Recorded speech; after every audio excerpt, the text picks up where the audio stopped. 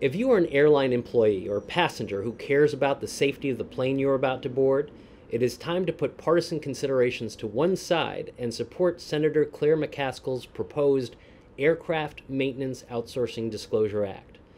Senator McCaskill's bill would require airlines to disclose to their passengers where their aircraft's heavy maintenance is being performed. This video makes 4 points. First, aircraft mechanics everywhere are pressured to release unairworthy aircraft into service rather than report damage that will result in costly repairs and delays. Second, in the United States, licensed mechanics have resisted the pressure to compromise safety with the support of the FAA, Department of Labor, and the Air 21 Whistleblower statute. Third, U.S. carriers have responded to the resulting costs by outsourcing their heavy maintenance to countries such as China, El Salvador, and Mexico, where aircraft mechanics have none of these legal protections. Finally, the Department of Transportation has confirmed that the FAA does not have the resources to enforce airworthiness standards at foreign repair stations. All of the cited information that follows comes from 2 sources: U.S. government agencies or the airlines themselves. The full reports are available on the websites identified at the end of this video.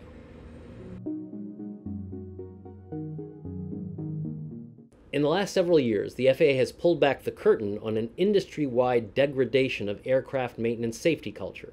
A 2017 FAA investigatory report concerning the Dallas maintenance operations of a major carrier reported an atmosphere of intimidation that influences the way maintenance is accomplished in all forms: documentation, troubleshooting, completion of work, inspections, technical support, and training.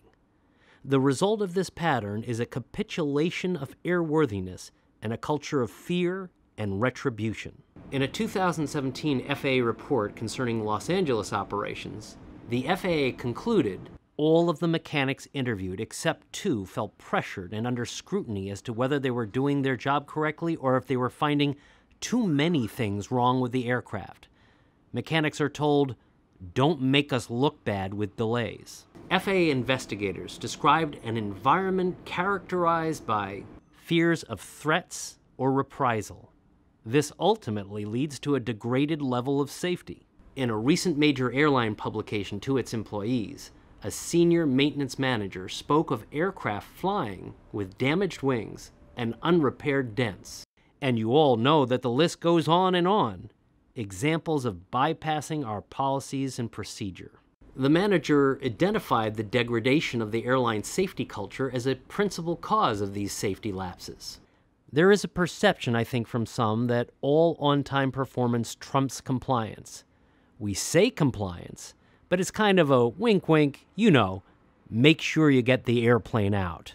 A 2015 FAA report substantiated that Chicago-based mechanics were pressured to not record discrepancies, take shortcuts with maintenance activities, or improperly sign off on work which was not actually completed, and that the problem may be much more prevalent across Americans' organization than even the complainants alleged, affecting maintenance activities in Dallas, New York, Miami, and beyond.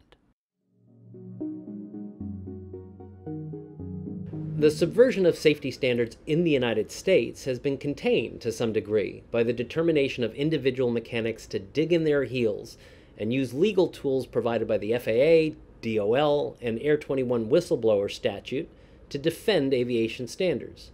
However, how has the U.S. airline industry responded? By sending aircraft maintenance work to foreign repair stations. Thus, in 2005, the Department of Transportation's Office of the Inspector General reported, in efforts to reduce maintenance costs, many airlines are increasing the amount of total maintenance that is performed by outside maintenance providers. In fact, major carriers now outsource an average of 53% of their maintenance expense, as compared to 37% in 1996. In 2013, the OIG reported the trend continued to accelerate. Over the past 15 years, major U.S. air carriers increased spending for contract maintenance by nearly $2.7 billion. Industry experts expect this trend to continue as airlines increasingly attempt to cut maintenance costs and maximize profitability. As the OIG has concluded, foreign outsourcing of aircraft maintenance is an effective means of avoiding federal aviation standards. FAA's oversight of foreign and domestic repair stations lacks the rigor needed to identify deficiencies and verify that they have been addressed. FAA does not have an effective system for accurate and timely risk assessment of foreign and domestic repair stations because of critical weaknesses in its repair station oversight process.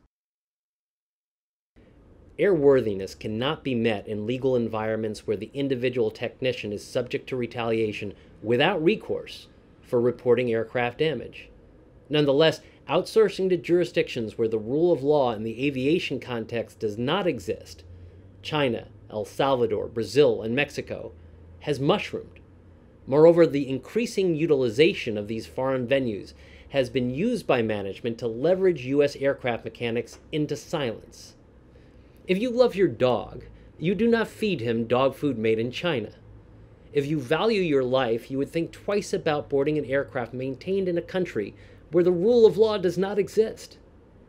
Senator McCaskill's Aircraft Maintenance Outsourcing Disclosure Act would require airlines to disclose to passengers where their heavy maintenance is performed.